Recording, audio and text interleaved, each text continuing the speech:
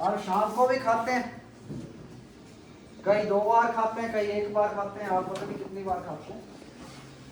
तो कई तो जाते ही थोड़ा खा लेते होंगे। अब शाम के टाइम देखो आपको पित्त तो कहीं मिलेगा ही नहीं, डाइजेस्टिव फायर वाला तो पीरियड है ही नहीं, तो इसलिए एक तो थोड़ा खाने वाले पीरियड है ये। तो थोड़ा खाने वाले पीरियड है, इसका मतलब ये हुआ कि जैसे मानो आप जाके सपोज 4-5 बजे कुछ खा लेते हैं, it should be very light, ठीक है, it should be very light.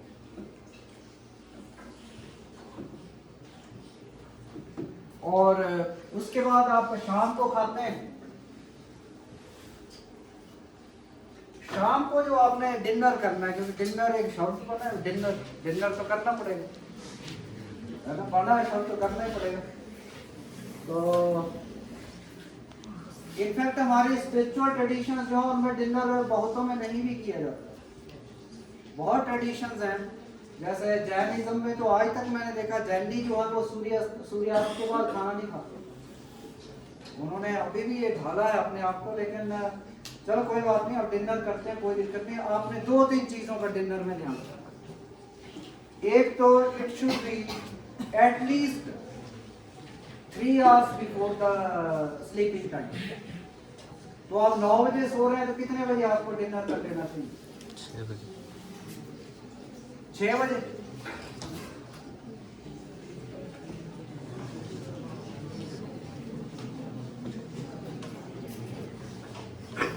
यानी कि आपका जो स्लीपिंग टाइम है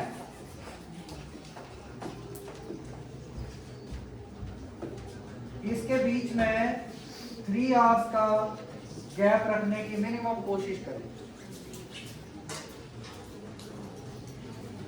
3 आवर्स का इसमें गैप रखने की कोशिश करें। इससे क्या होगा, सोने से पहले आपका भोजन जो पच जाएगा and you would have a very good relaxing sleep.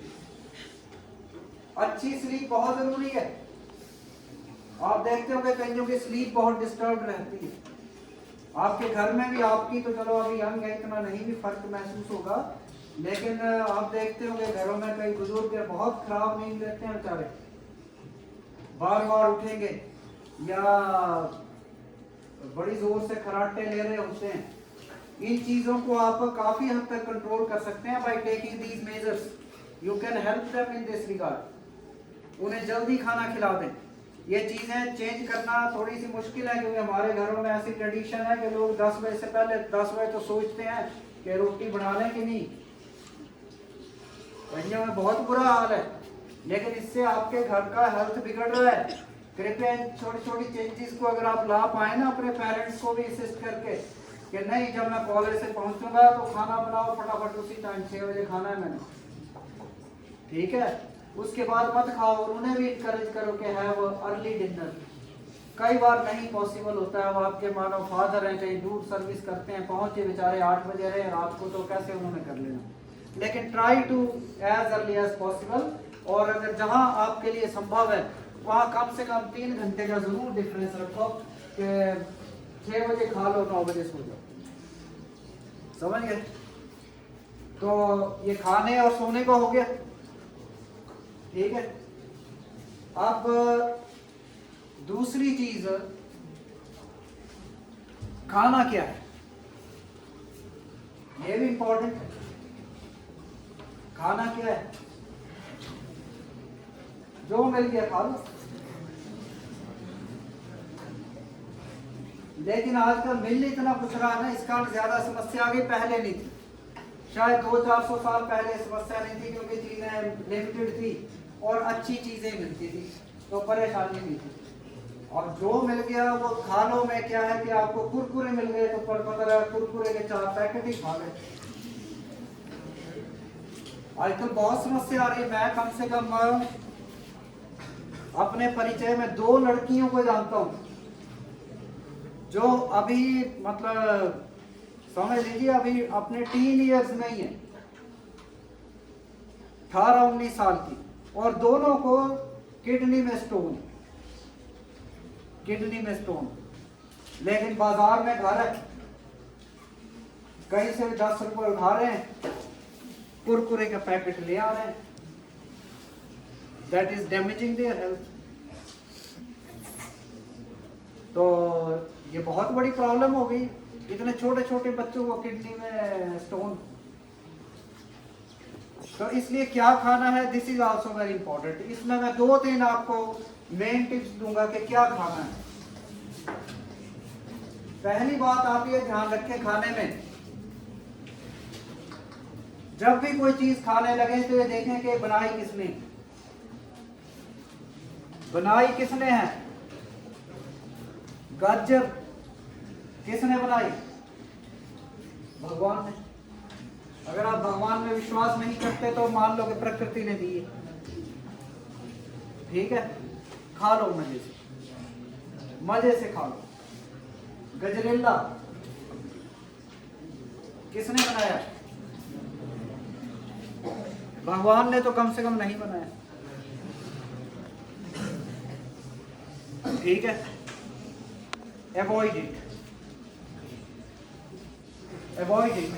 आप में से ज्यादातर भगवान में विश्वास करने वाले लोग हैं, तो ये बात खाने के लिए भी भगवान का वो मान लो कि जो चीज भगवान ने बनाई है that has to be preferred, और जो आदमी ने बनाई है उसे संकोच के साथ खाओ। गाजर मजे से खाओ, विटामिन ए मिलेगा, विटामिन सी मिलेगा, पता नहीं क्या क्या मिलेगा, सब अच्छा है, सब अच्छा है। भगवान ने बहुत अच्छी चीजें डाली, आपने उसमें खूब सारा पता नहीं क्या क्या डाला, और फिर जो आपने गजरेला बनाया, समझ लो सारी गाजर की क्वालिटीज खत्म कर दी। उल्टा उसमें शुगर के कारण, एडिड शुगर के कारण जो उसमें नेगेटिव आ गए, वो हेल्थ के लिए अच्छे की बजाय नुकसानदायक चीज बनी। समझ गए? तो एक तो पहला चेक पॉइंट ये रखें, और ज्यादा से ज्यादा चीजें भगवान की बनाई हुई जो है खाने की कोशिश करें। घर में कई बार मानो सब्जी ले आए, कोशिश करें आप पका लें, कोई दिक्कत नहीं, लेकिन जो आप कच्ची खा सकते हो वो जरूर कच्ची खाएं। कच्ची सब्जियां जो है, रॉ फूड जो है, ये अच्छा हेल्थ बनाए रखने के लिए पैरामाउंट इंपॉर्टेंस है।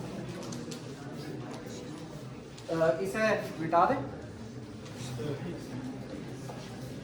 फुल स्क्रीन भी हो जाएगी सर। दूसरा पेज कहाँ मिलेगा? नहीं रुक, ये भी ठीक है। ये आ जाएगा वापस सर अंडू से आएगा। ये पेज चाहिए सर? पेज में, ठीक है। तो पहला तो आपने चेक पॉइंट ये लगाया कि भगवान की बनाई हुई चीज प्रेफर करनी है, आदमी की बनाई हुई चीज को थोड़ा संकोच के साथ खाना है। हालांकि भगवान की बनाई हुई चीज भी ऐसा नहीं है कि गाजर है तो आप 2 किलो गाजर ही खा जाएं, फिर तो समस्या आएगी, आदमी सर्वत्र वर्ते, समझ गए। लेकिन ठीक अमाउंट में, रीजनेबल अमाउंट में ये चीजें आपको बेनिफिट करेंगी, नुकसान नहीं करेंगी कुछ भी। दूसरा चेक पॉइंट ये है कि ये थोड़ा सा हमारे घरों में बहुत मुश्किल है इम्प्लीमेंट करना, but wherever possible try to implement.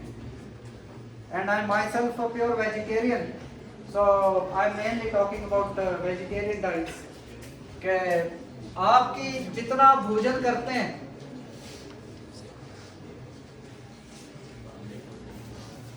Half जो है दिस शुड बी रॉ।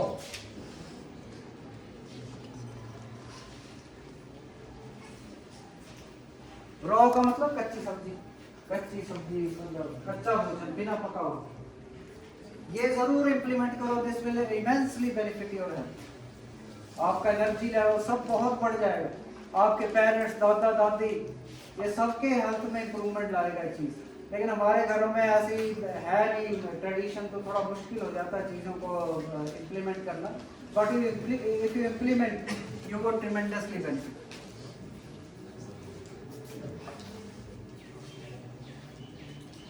ये जो आधा बचा इसमें आप कुक फूड अपना यूज कर लो, इसमें आपने 2-3 चीजों का ध्यान रखना है। बहुत यानी कि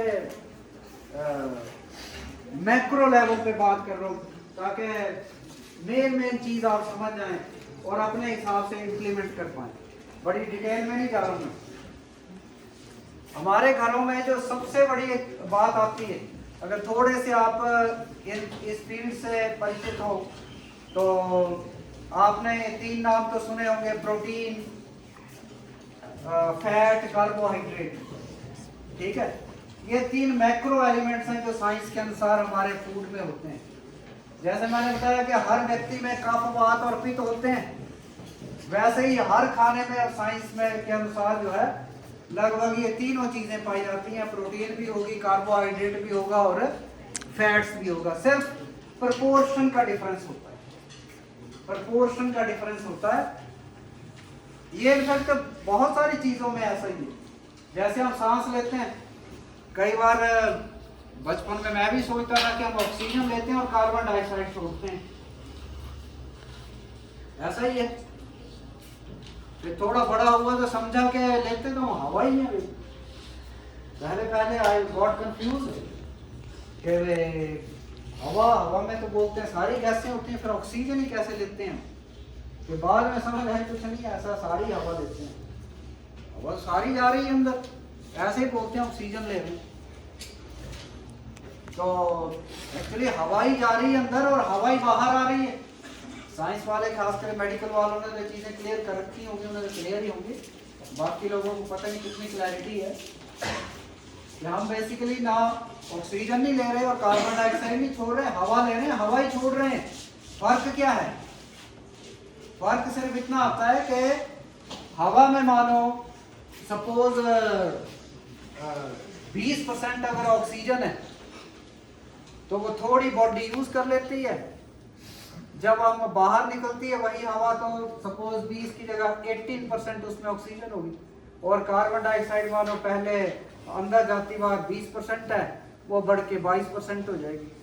बस ये हल्का सा फर्क आता है, बाकी हवा ही आती है, हवा ही आती है। ऐसा नहीं जैसे मैं बचपन में समझता था कि ऑक्सीजन लेते हैं हम और कार्बन डाइऑक्साइड छोड़ते हैं। This is not the case. इसी तरह से हर फूड में ये तीनों एलिमेंट्स होते हैं, प्रोटीन, कार्बोहाइड्रेट्स, फैट्स। अब ये प्रश्न आता है कि अब ये कंसेप्ट फिर डिफिकल्ट होता लग रहा है कि हमें कैसे पता लगे। फिर तो हर फूड का जानकारी लो कि इसमें प्रोटीन है नहीं है, कितनी है। ठीक है, इसके बाकी डिटेल में जाने की बजाय मैं 2-3 सिंपल चीजें जो आप बड़ी आसानी से इंप्लीमेंट कर सकते हैं घर में। मैं इसलिए बोल रहा हूँ कि आपकी अपनी तो स्टडी एफिशिएंसी बढ़ेगी, आपके पेरेंट्स, दादा दादी कई शुगर से पीड़ित हैं, कुछ हैं, उन्हें भी बहुत बेनिफिट होगा if you implement all these things. And very simple, मैं जो चीजें बता रहा हूँ उनमें आपको यानी कि बहुत स्टडी की जरूरत नहीं और डिटेल में जाने की जरूरत नहीं। अगर जाते हैं लोग, जाना चाहें आप जाओ, आजकल बहुत नॉलेज हर जगह अवेलेबल है, इंटरनेट पे देख लो जहां मर्जी।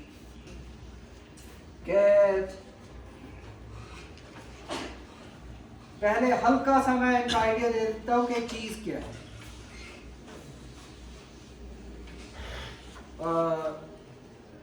कार्बोहाइड्रेट्स क्या है? अभी आपने दौड़ लगानी है, मानो दौड़ लगानी है, तो आपको जो एनर्जी है वो मेनली बॉडी का अपना मैकेनिज्म है कामों को, अलग अलग कामों को करने का। जैसे आप दौड़ लगाते हैं उसके लिए आपको एनर्जी जो है दौड़ने में बॉडी यूज करती है, ज्यादा दौड़ने के लिए यूज होती है। जैसे साइंस में इस तरह की एक्टिविटीज को बोलते हैं कार्डियो। जैसे कई लोग बोलते हैं कार्डियोवैस्कुलर वर्कआउट करो या कार्डियो कर लो। तो कार्डियो क्या होता है? जैसे दौड़ है, वॉक है, स्विमिंग है, they are called cardio workouts. यानी कार्डियो हार्ट को बोलते हैं, तो हार्ट से आया, हार्ट की वो एक्सरसाइज है एक तरह से। तो इसमें क्या होता है, इसमें आपको